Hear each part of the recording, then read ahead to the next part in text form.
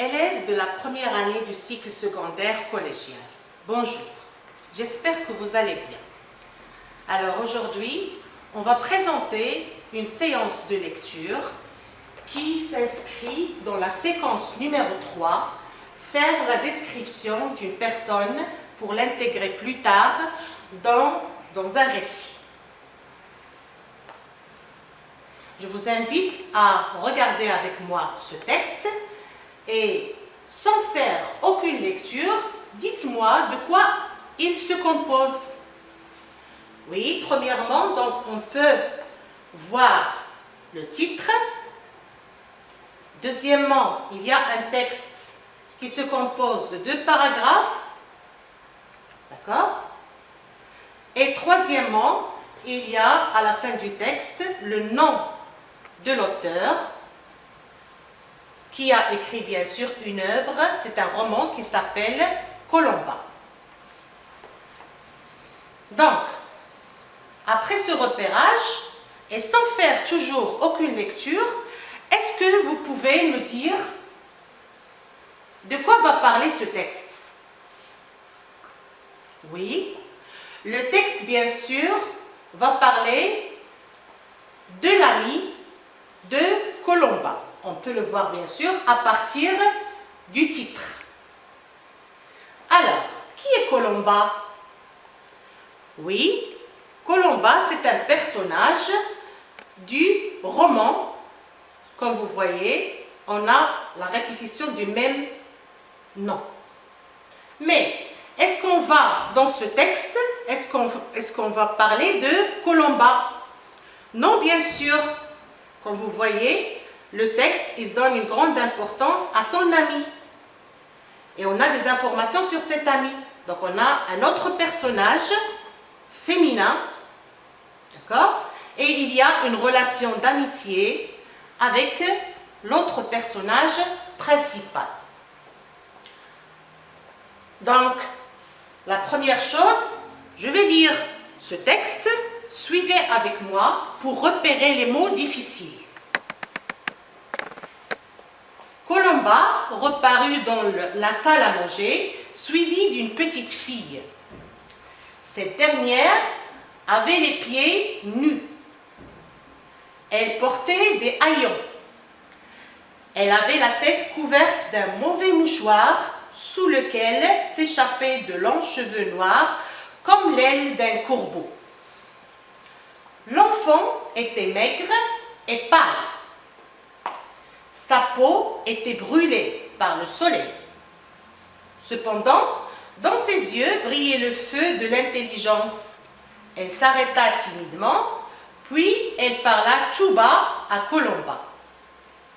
Donc, pour mieux comprendre le texte, on peut repérer quelques mots qui peuvent empêcher cette compréhension. Voilà, donc, premièrement, comme vous voyez, on a cette dernière, c'est-à-dire le personnage, c'est-à-dire l'ami de Colomba, avait les pieds nus. Donc, qu'est-ce que ça veut dire, les pieds nus? Oui, ça veut dire que cette fille avait les pieds sans chaussures. Elle ne portait pas de chaussures. Passons au texte une deuxième fois pour repérer le deuxième mot. Donc, elle avait, ou bien, elle portait des haillons. Cette fille portait des haillons. Donc, en cherchant dans le dictionnaire, on peut expliquer ce mot. Les haillons, ce sont les vêtements de mauvaise qualité qui peuvent être usés, c'est-à-dire très anciens, qui peuvent être déchirés, etc. Encore une fois, dans le texte, je peux repérer l'expression « elle avait la tête couverte d'un mauvais mouchoir ». Donc, la question qui se pose, est-ce qu'on met un mouchoir sur la tête? Donc, sur la tête, qu'est-ce qu'on met d'habitude? Normalement, on met un foulard. Donc ici, le mot mouchoir, ça veut dire un foulard qui est mauvais, c'est-à-dire qu'il a une mauvaise qualité aussi. Donc ici, on peut dire qu'on a des informations sur cette fille. En général, elle met des vêtements qui sont usés. Pour le dernier mot, je crois, donc vous avez l'enfant avait des cheveux noirs qui s'échappaient de, bien sûr, de ce mouchoir ou bien de ce foulard. Donc, qu'est-ce que ça veut dire? Les cheveux qui s'échappent du foulard, c'est-à-dire les cheveux, ils sortent du foulard. Donc ici, ce sont les mots qui méritent un peu d'explication.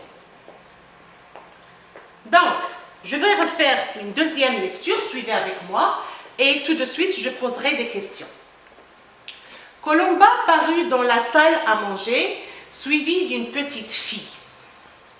Donc, ce passage, est-ce qu'il est narratif ou bien descriptif? Bien sûr, il est narratif parce que le narrateur, il raconte un événement. Deuxième phrase, cette dernière avait les pieds nus, elle portait des haillons, elle avait la tête couverte d'un mauvais mouchoir, sous lequel s'échappaient de longs cheveux noirs comme l'aile d'un corbeau. L'enfant était maigre et pâle, sa peau était brûlée par le soleil. Donc jusqu'ici, comme vous voyez, on a des passages qui sont descriptifs. Dans le deuxième paragraphe, cependant, dans ses yeux brillait le feu de l'intelligence. Donc ici, on a une information sur le personnage, c'est que c'est une fille intelligente. Donc ici, c'est un passage qui est descriptif. Elle s'arrêta timidement, puis elle parla tout bas à Colomba. Ici, bien sûr, on revient au passage narratif. Donc, cette deuxième lecture, je l'ai faite justement pour vous montrer que dans ce récit, il y a une dominance de la description. D'accord? Donc, le narrateur, il décrit quel élément? Est-ce que vous pouvez me donner la réponse? Bien entendu, l'élément décrit ici, c'est la fille. Donc, on va tracer un tableau pour récapituler toutes les informations. L'élément décrit,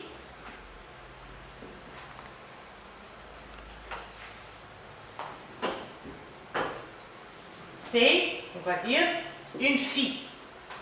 Bien sûr, on est d'accord que cette fille, c'est l'amie de Colomba. Donc, pour décrire cette fille, le narrateur, qu'est-ce qu'il a décrit exactement? Donc, en parlant de son âge, est-ce que, donc il a indiqué dans le texte qu'il s'agit d'une petite fille. Donc, comment peut-il savoir qu'il s'agit d'une petite fille? Bien sûr, elle est petite parce qu'il voit cela. Donc, c'est un trait qui est visible.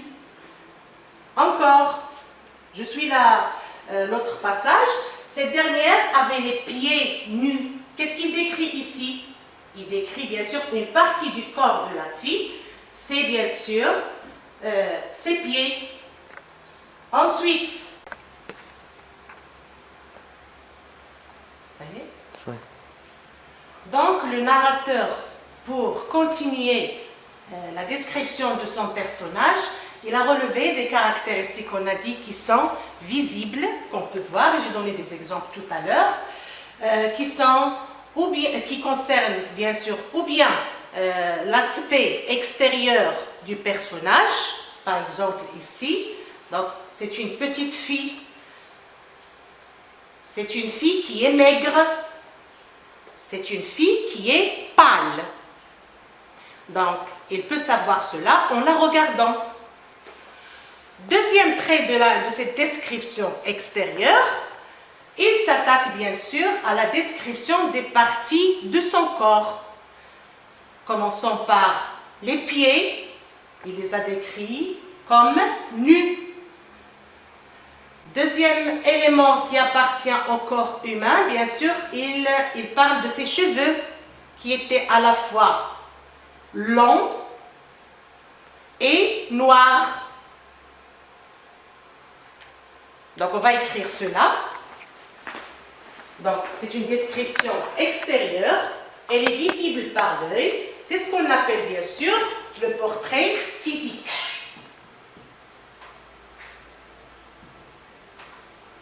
Et pour donner des exemples, comme je l'ai montré tout à l'heure, donc le personnage, c'est une fille qui est petite, qui est maigre et qui est pâle. Pour les parties du corps décrites, il s'est attaqué aux pieds, donc il a dit les pieds nus, et les cheveux qui sont à la fois noirs et longs. Donc, le narrateur ne s'est pas arrêté ici. Il s'est attaqué aussi à l'aspect vestimentaire,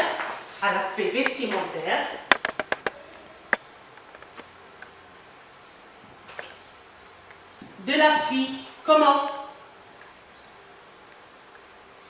Je vais donner des exemples à partir du texte toujours. Donc vous pouvez voir avec moi que cette fille portait des haillons. On a dit que ce sont des vêtements qui sont usés. Deuxième chose, sur sa tête, elle mettait un foulard. Donc dans le texte, on indique ce mot par un mauvais mouchoir. Donc on va écrire ces deux exemples. Donc pour parler de l'aspect vestimentaire, il a parlé bien sûr des haillons.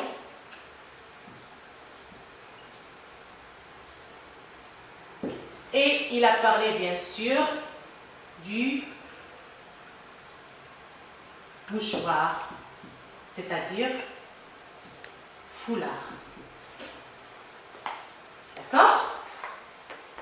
Dans le deuxième paragraphe, comme vous voyez avec moi,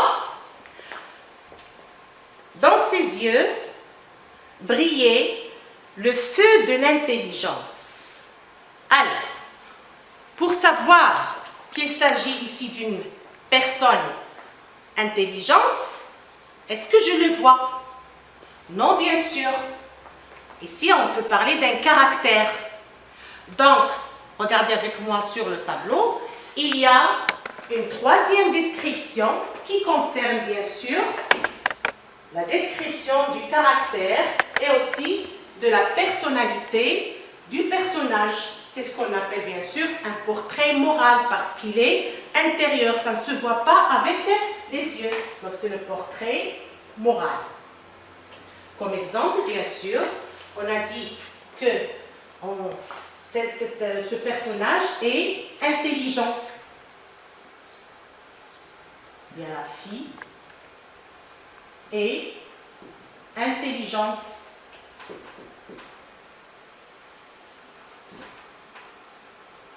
D'accord?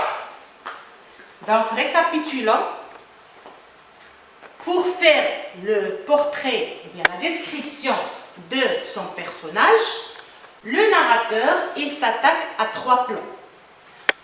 Premier plan, visible. C'est ce qu'on appelle le portrait physique. Deuxième plan, il concerne les vêtements. Donc, c'est un aspect vestimentaire. Troisième plan, qui concerne bien sûr le caractère et la personnalité du personnage, c'est ce qu'on appelle le portrait moral.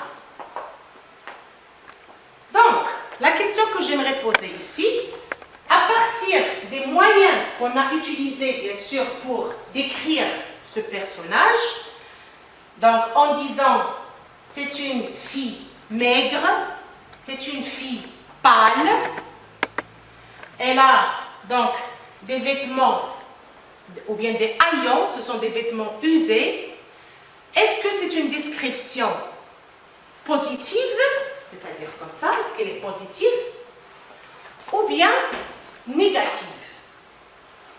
Voilà. Donc, pour la description, ou bien pour le portrait physique, on peut dire en général qu'on a employé des moyens qui sont négatifs. Donc, négatif, maigre, c'est quelqu'un qui n'est pas, c'est quelqu'un qui n'a pas une bonne santé, pâle, c'est quelqu'un qui paraît malade, d'accord? Donc, on peut dire ici que c'est une description négative.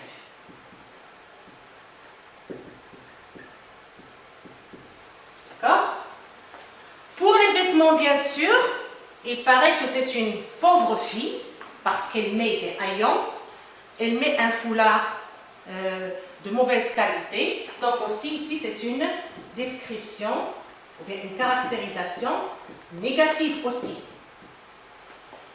Par contre, comme on a dit dans le texte, on a commencé le deuxième paragraphe par cependant, donc il va dire le contraire, en parlant de sa personnalité. C'est une fille intelligente. Donc, puisqu'elle est intelligente, ici on peut dire que la caractérisation employée, elle est plutôt positive.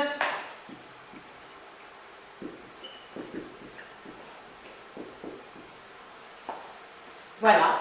Donc, et bien sûr, quels sont les moyens grammaticaux qu'on a employés en général pour faire la description de cette petite fille? On a employé, comme vous voyez ici, petite, maigre, pâle, ce sont des adjectifs.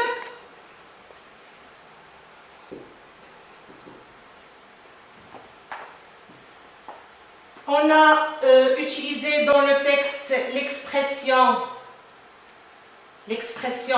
comme les cheveux sortaient de son foulard, comme l'aile d'un corbeau. Donc lorsqu'on utilise ici le mot comme, c'est pour faire une comparaison. Donc je peux faire une comparaison dans ma description. Donc on peut employer aussi des comparaisons, etc. C'est-à-dire dans une leçon ultérieure, vous allez voir les autres moyens qui justement servent à brosser le portrait soit physique, soit moral d'un personnage. Donc, chers élèves, pour vous envoyer un peu plus loin, j'aimerais bien que vous fassiez à votre tour le portrait de quelqu'un que vous connaissez. Essayez de suivre cette stratégie. Écrivez un petit texte où il y a une description physique, description morale et finissez par un aspect vestimentaire. Voilà, chers élèves, j'espère bien que vous avez bien suivi l'explication. Je vous donne rendez-vous dans une prochaine séance. Donc d'ici à ce moment, je vous laisse avec le tableau qu'on a rédigé ensemble. J'ajoute à votre information que j'ai ajouté ici un S. Tout à l'heure, je l'ai oublié. Alors, pardon. Merci.